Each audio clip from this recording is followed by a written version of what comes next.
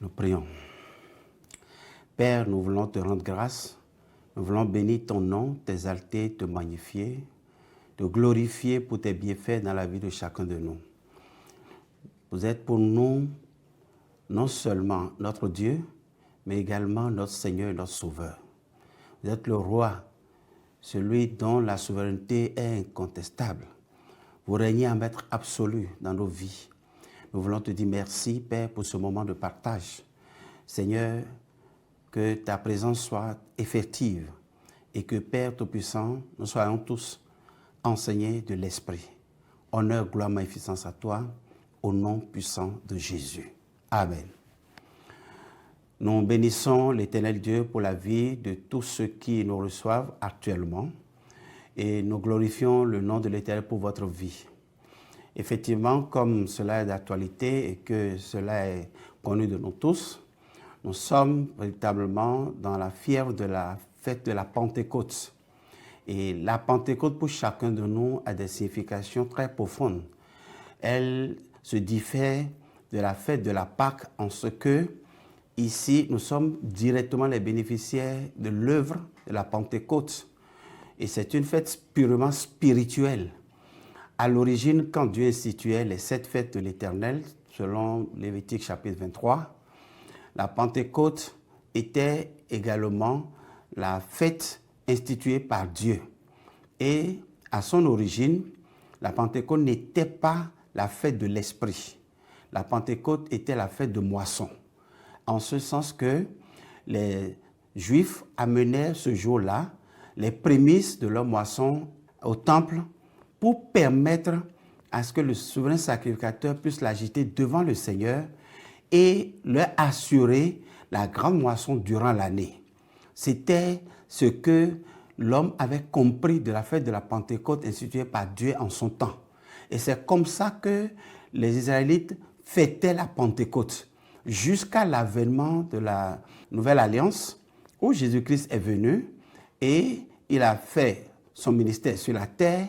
L'ascension a eu lieu. Il a annoncé aux apôtres de demeurer dans la chambre haute jusqu'à ce que le Saint-Esprit ne descende sur eux. Et Dieu a choisi le jour de la Pentecôte pour faire descendre le Saint-Esprit. Quel rapport ça a avec la descente du Saint-Esprit? Parce que c'est avec la descente du Saint-Esprit que cette fête-là est devenue spirituelle.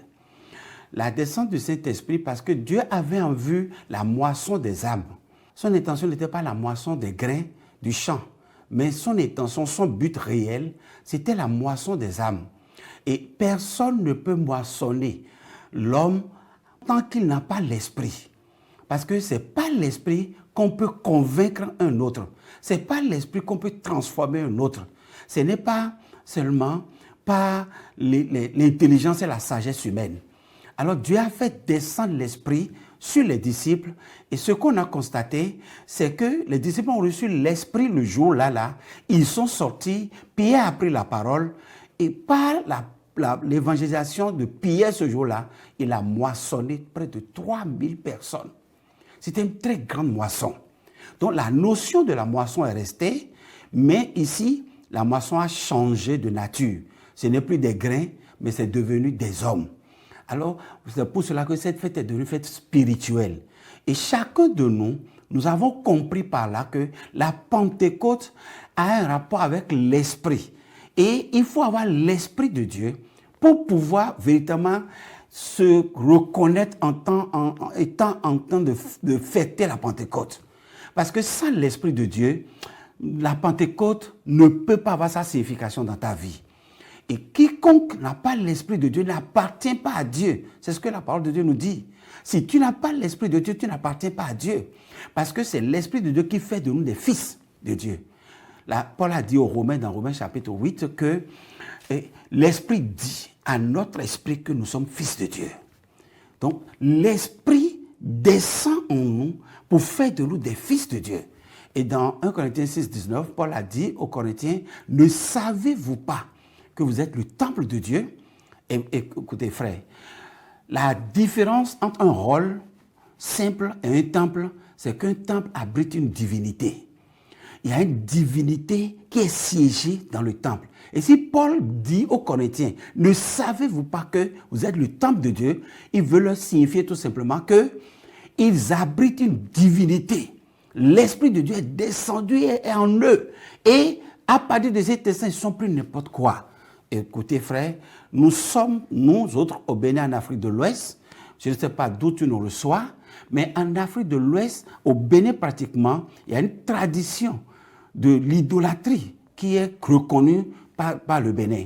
Et nous savons, en tant que des arrière-plans, des gens qui ont un arrière-plan idolâtre, que le temple, on ne s'amuse pas avec le temple.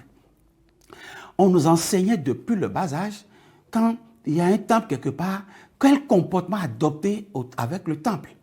Donc, nous qui sommes aujourd'hui le temple de Dieu, nous savons que nous devons avoir un comportement, un caractère. Nous savons comment collaborer avec nous, comment se comporter. Et si tu ne sais pas qui tu es, le monde ne peut pas te reconnaître. C'est à toi-même de donner une image à toi et que les autres vont respecter. Vous savez, aujourd'hui, beaucoup de personnes s'ignorent. Ils ne savent pas qui ils sont.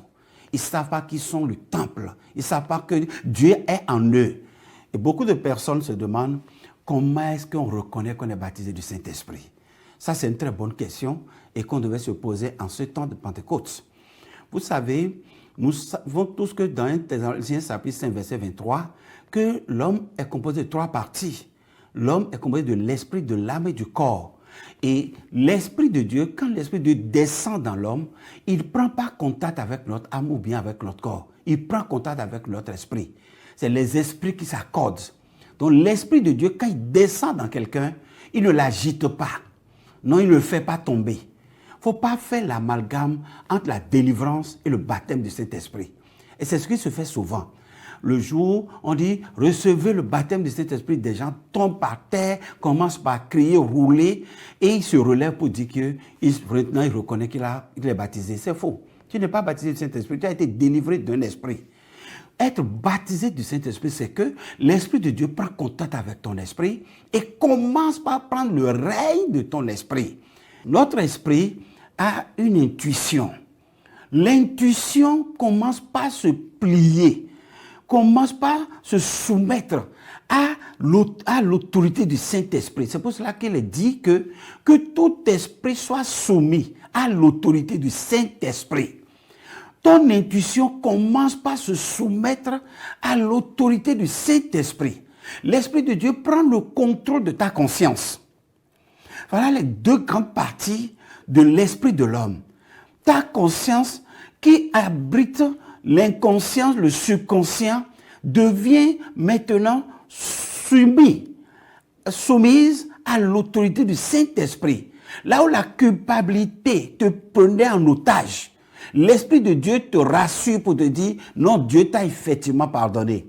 C'est pour cela que beaucoup de personnes n'ayant pas l'Esprit présentent leur miséricorde, leur pardon à Dieu et ne croient pas que Dieu les a pardonnés. Ils sont toujours otages de péchés anciens, de péchés déjà confessés et qu'ils reconfessent tout le temps. Et l'ennemi passe par là pour les maintenir en esclavage sous la culpabilité. Et tout le temps, il se culpabilise. Et tout le temps, il ramène les mêmes péchés devant le Seigneur. L'autorité de l'Esprit de Dieu dans ta vie te libère de la culpabilité. Dieu est amour. Quand Dieu pardonne, il oublie. Dieu n'est pas un homme. Au-delà de ton esprit, quand ton esprit est gagné, contrôlé par l'Esprit de Dieu, ton esprit commence par prendre le règne de ton âme, de tes sentiments, de tes volontés, de tes désirs, de ton caractère, de ton sentiment. Et là, tu commences par avoir les sentiments de Dieu. Frère, l'homme est doté de 5 sens. Et les 5 sens, souvent, permettent à l'homme d'avoir des informations et qu'il analyse au-dedans de lui-même et prend une position. Alors que les 5 sens ne nous ont pas été donnés normalement pour nous conduire. Les 5 sens nous ont été donnés pour être en contact avec la nature, avec l'environnement. Mais nous nous laissons conduire par les 5 sens. Et c'est pour cela que quand quelqu'un t'offense, il est difficile d'oublier, de pardonner. Parce que tes sens te révoltent. Et déjà, tes sens te préparent totalement à la vengeance. Mais quand l'Esprit de Dieu prend le contrôle de ta vie, il descend en toi, tu es baptisé du Saint-Esprit, effectivement, tes cinq sens ne répondent jamais. Les résultats des cinq sens, les amis des cinq sens, la réflexion des cinq sens ne rejoignent jamais la parole de Dieu. Jamais. Mais l'Esprit de Dieu, quand il est en toi, il prend le contrôle de ça. Et quand les cinq sens se mettent ensemble, après leur conseil, décident de faire quelque chose, l'Esprit de l'Éternel vient maintenant pour mettre ça sous la lumière de l'Esprit de l'Éternel en toi. Il dit, tu ne peux pas faire ça. Tu n'es plus digne de faire ça. Non, ce n'est pas toi ça. La Bible nous dit dans Galates chapitre 6, verset 15, la Bible nous dit que ce qui compte important, ce n'est ni la circoncision ni l'incirconcision. Mais ce qui compte, c'est d'être une nouvelle créature. Alors donc, si l'Esprit baptise quelqu'un, l'Esprit opère au-dedans de lui. Il ne commence pas à influencer l'ancien homme qu'il était. L'Esprit commence par modifier son caractère, son comportement, sa vision, sa collaboration avec les autres. Ce qu'il était avant diffère de ce qu'il est maintenant. Et la Bible dit, vous les reconnaîtrez par leurs fruits et non pas leurs œuvres. Nous pouvons faire de grandes choses. On peut guérir des malades, on peut parler en langue, on peut faire des miracles extraordinaires. Mes frères, si nous ne sommes pas une nouvelle créature, nous ne sommes jamais baptisés du Saint-Esprit. C'est pour cela que le signe qui montre que quelqu'un est baptisé du Saint-Esprit, ce n'est pas ce qu'il fait, mais c'est ce qu'il est. Qu'es-tu? Qui es-tu? Est-ce que quelque chose a changé en toi? Qu'est-ce qui s'est modifié en toi? La Pentecôte, c'est la fête de la transformation. C'est la fête de renouvellement. Es-tu une nouvelle créature? C'est pour cela que nous, par exemple, nous pouvons encore appeler le Saint-Esprit le sixième sens ou le super sens. C'est au-dessus des cinq sens. Et vous savez, les gens n'ont pas le Saint-Esprit, mais ils ont créé des choses, ils ont fait des choses extraordinaires. J'ai dit à quelqu'un, mais les gens, ils n'ont pas le Saint-Esprit, mais quand même, ils ont créé l'avion, ils ont créé le bateau, ils ont créé autant de choses sans le Saint-Esprit. Ce n'est pas parce que nous faisons, mais c'est parce que nous sommes. Qui es-tu? Est-ce que tu es une nouvelle nature? Tu es une nouvelle nature. Tu es une nouvelle créature. Est-ce que tu as l'image de Christ? Parce que Dieu viendra chercher des fils qui sont à l'image de Jésus. Et beaucoup de personnes doivent savoir comment on est baptisé du Saint-Esprit. Frère, dans Jean chapitre 7, verset 37, Jésus a dit, il avait dit au dernier jour, il se mit dans la cour, il cria en disant que celui qui a soif vienne boire de mon eau, et cette eau se transformera en une source d'eau vive en lui. Ça veut dire quoi? Ça veut dire que le premier signe qui démontre que tu veux le Saint-Esprit, c'est la soif du Saint-Esprit. Il faut avoir la soif du Saint-Esprit. Il faut démontrer ton besoin. Il faut démontrer combien de fois c'est indispensable pour toi. Il faut montrer à Dieu, il faut prier. Pendant 10 jours, les disciples ont prié dans la chambre haute, en tendant le Saint-Esprit. 10 jours de prière. Je ne suis pas en train d'insinuer comme ça que chacun de nous s'enferme pour prier pendant 10 jours avant d'avoir le Saint-Esprit. Non. La Bible dit pendant que l'eunuque éthiopien lisait le livre et rentrait chez lui après avoir allé adorer à Jérusalem, Philippe l'a abordé en chemin et lui a annoncé l'évangile. Il a accepté de se faire baptiser et sortant de l'eau, il a été baptisé du Saint-Esprit. Frère, donc ce n'est pas une question de durée, mais c'est une question de volonté, de décision, d'envie croissant. Et dans Actes chapitre 10, Pierre était venu et il annonçait l'évangile à Corneille et à sa famille. Et pendant qu'il parlait encore, la Bible dit, pendant qu'il parlait encore, le Saint-Esprit est descendu sur tous ceux qui étaient réunis, même sur des enfants. Tous ont reçu le Saint-Esprit parce qu'ils avaient la soif de l'évangile. Ils avaient envie d'écouter la parole de Dieu. Ils voulaient tout ce qui est de Dieu. Est-ce que tu as l'envie? Est-ce que tu as la volonté? Tu désires vraiment le Saint-Esprit? Beaucoup sont curieux de recevoir le Saint-Esprit tout simplement pour faire des miracles. Beaucoup veulent le Saint-Esprit tout simplement pour être respectés. Pour qu'on dise qu'il est rempli du Saint-Esprit, pour influencer les autres.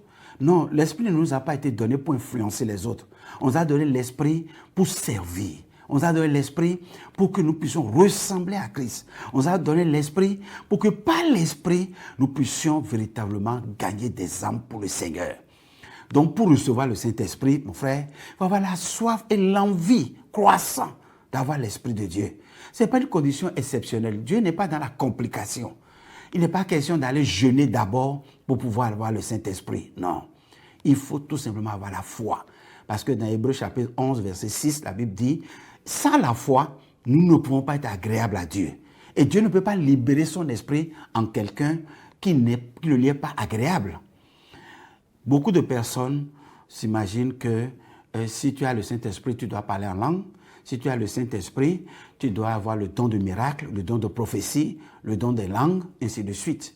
Si tu as le Saint-Esprit, quand Jean cherchait Jésus-Christ, il prêchait la repentance à tous ceux qui étaient là. Et Jésus était dans la foule. Il écoutait aussi l'évangile de la repentance. Et quand l'heure de baptiser est arrivée, son tour est venu, il est rentré dans l'eau. Jean était le prophète de ce temps-là. C'est à lui Dieu donnait les insidis. Et l'insidie qui lui avait été donné que celui qui est le Messie, quand il sera plongé dans l'eau, le ciel va s'ouvrir et l'Esprit descendra sur lui. Jean attendait celui qui sera plongé parmi tous ceux qui étaient là, et le ciel va s'ouvrir et l'Esprit va descendre. Alors, quand Jésus est rentré dans l'eau, venant vers Jean, souvenez-vous, l'eau est le premier symbole de la première dispensation de l'Ancien Testament. Le monde a commencé par la création de l'eau. Et dans la deuxième dispensation encore, le commencement, il y a le prophète dans l'eau et puis le Messie venant aussi dans l'eau. La deuxième dispensation est en train de commencer comme ça, avec la même grâce. Et Jésus a été plongé. Pendant qu'on le sortait de l'eau, le ciel s'est ouvert et la Bible dit que l'Esprit est descendu comme une colombe. Comme une colombe. L'Esprit n'est pas une colombe, mais comme la ressemblance. Alors là, particulièrement, il faut qu'on s'arrête pour qu'on s'éclaire les uns les autres. Pourquoi l'Esprit s'est présenté comme une colombe? C'est à cause de la nature de cet animal-là. Il fait partie d'abord de la famille des animaux purs. Voilà. Et c'est descendu sur quelqu'un dont on l'a comparé à un agneau. Parce que dans Jean 1, 29, la Bible dit que Jean l'a vu et Jean dit, voici l'agneau de Dieu qui ôte le péché du monde. Donc, la colombe et l'agneau sont de la même famille. C'est des animaux purs, c'est des animaux doux, c'est des animaux que l'Éternel a souvent utilisés pour nous enseigner. La colombe ne descend pas sur un bouc. La colombe ne descend pas sur un charognard. Donc, vous ne pouvez pas être quelqu'un de mauvaise nature et attendre que Dieu déverse son esprit, ce qu'il a de plus précieux en vous. L'esprit a un rôle dans notre vie, c'est de nous améliorer. C'est de faire de nous une nouvelle créature, quelque chose qui est à l'image de Christ. L'Esprit de Dieu descend sur un agneau. Je veux te demander, es-tu un agneau? As-tu l'humilité? As-tu la crainte de Dieu? Le respect? As-tu dans ta vie l'image de Christ? Poursuis-tu les objectifs de Dieu? C'est ce que Dieu désire dans l'homme pour libérer son esprit. Et quand on est baptisé du Saint-Esprit, il faut développer sa relation avec le Seigneur, développer sa relation avec l'Esprit. Est-ce que tu te soumets aux décisions de l'Esprit? Quelqu'un va me demander, comment reconnaît-on la voix de l'Esprit? La voix de l'Esprit en toi, c'est ça que nous appelons le super-sens. La voix de l'Esprit en toi ne ressemble à aucune des autres voix. La voix de l'Esprit en toi, c'est la voix qui vient te parler conformément à la parole de Dieu. La voix de l'Esprit ne te demandera jamais de faire quelque chose qui est contraire à la Bible. Ce n'est pas compliqué, ce n'est pas une voix douce, ce n'est pas une voix rock. Les feuilletons nous ont habitués à des choses que nous voulons, nous recherchons dans les réalités. Non, dans la logique biblique, la voix de l'Esprit ne résonne pas comme on entend Dieu parler à Moïse. Moïse, non, non. La voix de Dieu ne parle pas une voix fine, non. C'est ni une voix rock, ni une voix fine. Mais c'est une voix conforme à la parole de Dieu. elle doit être toujours conforme à la parole de Dieu. Quel que soit comment ça résonne, elle doit être conforme à la parole de Dieu. C'est la voix de l'Esprit, ça. Et vous savez, tous ceux qui ont l'Esprit de Dieu ont une relation avec le Seigneur.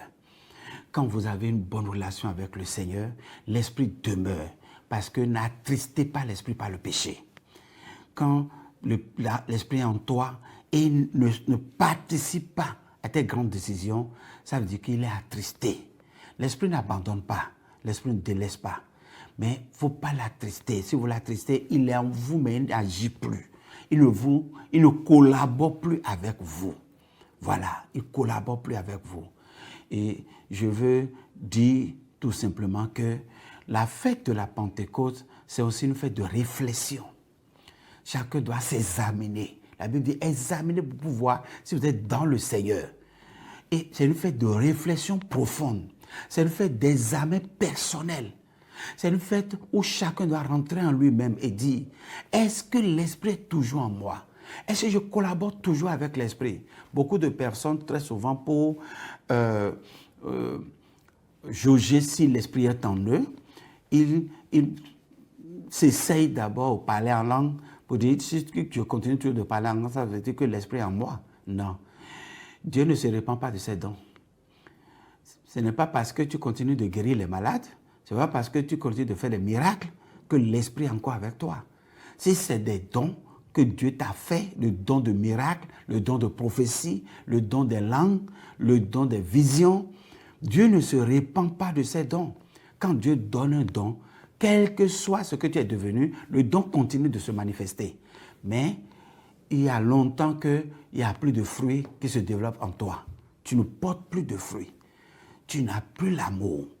Tu n'as plus la tempérance. Tu n'as plus la douceur. Tu n'as plus la maîtrise de soi.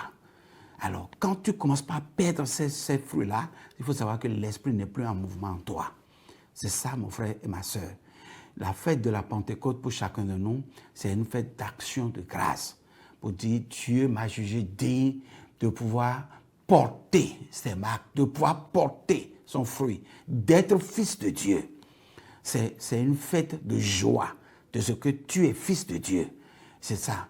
Et beaucoup d'autres personnes ils sont dans la maison de Dieu, ils sont dans une dénomination, mais ça ne veut rien dire. Ça ne veut pas dire que tu es fils de Dieu.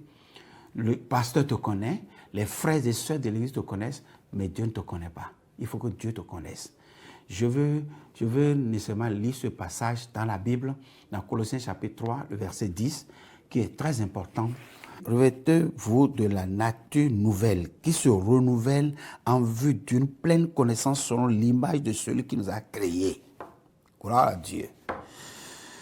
Revêtez la nouvelle nature qui se renouvelle. Qui se renouvelle. Ça veut dire, je vais ressortir tout simplement que le fait d'être baptisé une fois, ce n'est pas que c'est fini. Mais il faut un renouvellement permanent. Un renouvellement permanent. La nouvelle nature doit être alimentée, nourrie permanemment par des exercices spirituels afin que nous puissions garder l'image de Christ qui se renouvelle par la pleine connaissance de celui qui nous a créés. Il dit, il n'y a ni grec, ni juif, ni circoncis, ni incirconcis, ni barbares, ni scythe, ni esclave, ni libre, mais Christ est tout en tous.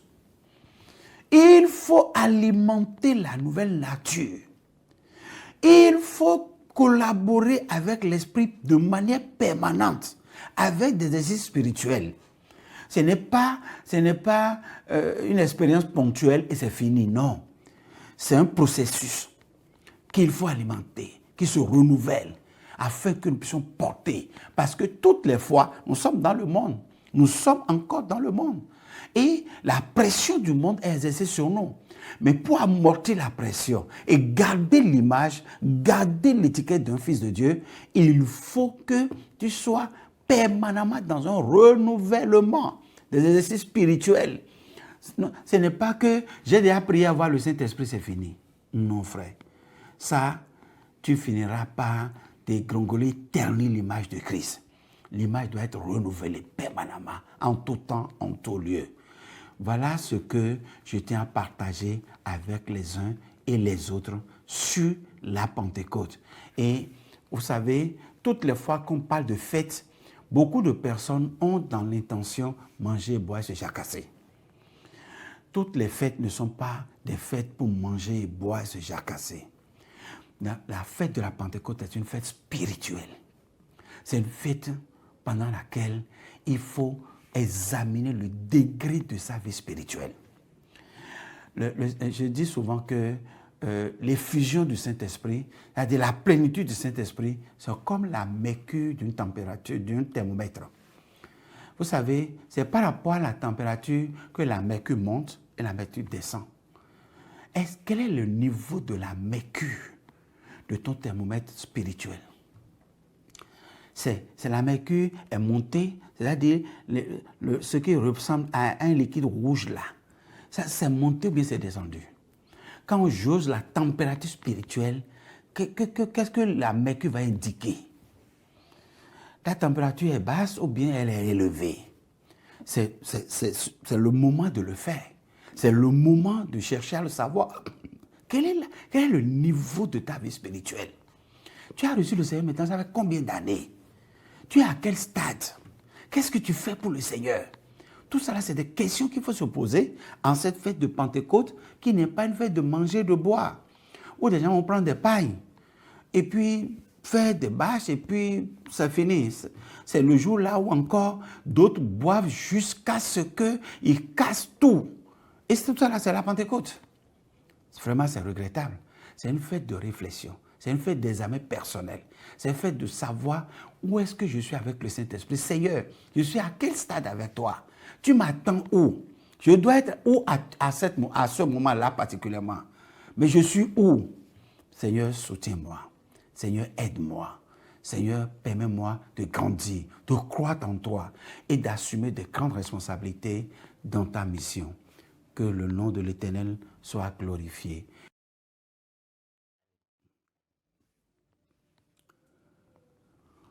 Père, dans le nom du Seigneur Jésus, nous voulons prier, Père Tout-Puissant, pour tout le corps du Christ, que ce soit au Bénin et partout dans le monde. Je prie, Père Tout-Puissant, et je demande humblement à l'Éternel Dieu des armées, qui nous a inscrits pleinement dans son programme, dans sa promesse. Éternel Dieu Tout-Puissant, tous ceux qui désirent l'Esprit, tous ceux qui ont soif de l'Esprit, Papa, dans ta grâce et dans ta faveur, comme tu me l'as fait un jour, je prie en ce moment que, Père, que ta grâce se manifeste dans leur vie, que l'Esprit puisse descendre sur eux, Papa. Je prie, Père, roi de gloire, éternel Dieu, partout où on nous suit actuellement, que cette prière, toute prière en ton nom, Père, roi de gloire, a un effet qui ne respecte pas les limites. Nous prions pour que cette prière puisse toucher tous ceux qui l'écoutent en ce moment. Il a voulu le désir et la soif que l'Esprit, Papa, Père, le touche, le localise maintenant au nom de Jésus. Qu'il soit localisé par l'Esprit au nom de Jésus-Christ. Papa des cieux, Père merveilleux, glorifie ton nom dans sa vie et déverse la plénitude en lui au nom de Jésus. Je prie, Père éternel Dieu des armées tout-puissant, à l'instant maintenant, tous ceux qui, Père, avaient été baptisés et qui n'ont pas cultivé, Père, une relation avec le Saint-Esprit, et l'Esprit est déjà, par de gloire, attristé en eux dans ton amour, Père. Que la puissance de cet esprit les réveille, Père, et que l'esprit soit totalement activé en eux, Père par les cieux. Tous ceux qui, Père, désirent abandonner une nature quelconque et dont tous leurs efforts n'arrivent pas, je prie pour que l'Esprit de l'Éternel puisse agir, Papa, Roi de gloire, et leur permettre effectivement que cette nature puisse les abandonner. Ceux qui aspirent à une transformation, un changement, Roi de gloire, accomplis-le dans leur vie au nom de Jésus-Christ. Que la plénitude, l'effusion de l'Esprit se déverse comme tout le temps, comme en tout temps dans le nom de Jésus. Tu ne baptises pas seulement les jours de Pentecôte, mais tu baptises en tout temps. Tu baptises en tout lieu. Tu baptises qui le veut, quand tu le veux, comme tu le veux. Tu es là, c'est ta promesse certaine de libérer l'Esprit sur nous. Que l'Esprit Père, à l'instant où nous parlons, Roi de gloire, se manifeste. Tout moment où, Père, cette prière va résonner dans les oreilles de quelqu'un, que ton esprit descend et atteste, Roi de gloire, que tu es dans la prière au nom de Jésus-Christ. Je prie, Père Tout-Puissant, en cette fête de Pentecôte, toi qui ne changes pas, ce que tu avais fait, tu es encore là pour le faire encore. Jésus, Roi de gloire, fais-le, Papa Père, que tous ceux qui aspirent à l'Esprit puissent recevoir l'Esprit, puissent être comblés de l'Esprit, puissent être débordés de l'Esprit, au nom puissant de Jésus-Christ. Pendant que je prie, Seigneur, touche quelqu'un. Pendant que je prie, Seigneur, que le baptême soit effectif dans la vie de quelqu'un. Pendant que je prie, Père, oui, le don accompagne toujours, Papa Père, quand on t'invoque. Le don accompagne toujours. Je prie, Père, celui qui aspire à un don et qui le demande, parce que Paul nous a dit, si vous manque un don, demandez-le, le Seigneur va l'accorder. Il cherche un don, peut-être un don de parole de connaissance, peut-être un don de prophétie, un don de discernement des esprits, un don de langue, un don d'interprétation de langue. Jésus, Roi de gloire, accorde au nom de Jésus-Christ un don de foi. Accorde, Père Tout-Puissant, un don de miracle, accorde-le, Papa Père, un don de guérison, accorde, Éternel Dieu, libère tes dons, libère les dons envers chacun, pour que, Père, ton œuvre soit accompagnée de démonstrations de puissance dans le nom de Jésus-Christ. Jésus l'a dit, vous recevez une puissance, le Saint-Esprit descendra sur vous. Et comme l'évangile n'est pas seulement en puissance, l'évangile est encore en sagesse. Mais Papa Père, là où la sagesse opère, la puissance accompagne. Je prie, Père, quand l'évangile est annoncé en sagesse, que la puissance l'atteste, que la puissance l'approuve, que la puissance donne les preuves papables de ce que la sagesse vient de Dieu. Au nom de Jésus-Christ, que le monde soit convaincu, que le monde, Papa Père, soit touché de ce que l'évangile n'est pas seulement en parole, que l'évangile est en sagesse, en puissance, au nom de Jésus. Je bénis ton nom, Père, que tes hommes de Dieu qui travaillent dans les régions reculées, dans les coins où la porte est déjà fermée à l'évangile, que la puissance opère, la puissance de conviction opère au nom de Jésus, que les cœurs s'ouvrent à l'évangile, dans le nom de Jésus. Les régions fermées à l'évangile, que ces régions s'ouvrent sous la puissance du Saint-Esprit. Le défi de Pierre lancé aux adorateurs de Baal et d'Astarté en ce temps, Éternel Père, qu'aujourd'hui encore la puissance opère pour que des défis, des grands défis soient relevés en ton nom, au nom puissant de Jésus. Je bénis ton nom de tout mon cœur. J'élève, Papa Père, ton nom. Je magnifie ton nom. Je te remercie de ce que tu as déjà fait, de grandes choses au travers de la prière. Au nom de Jésus, j'ai prié. Amen. Merci.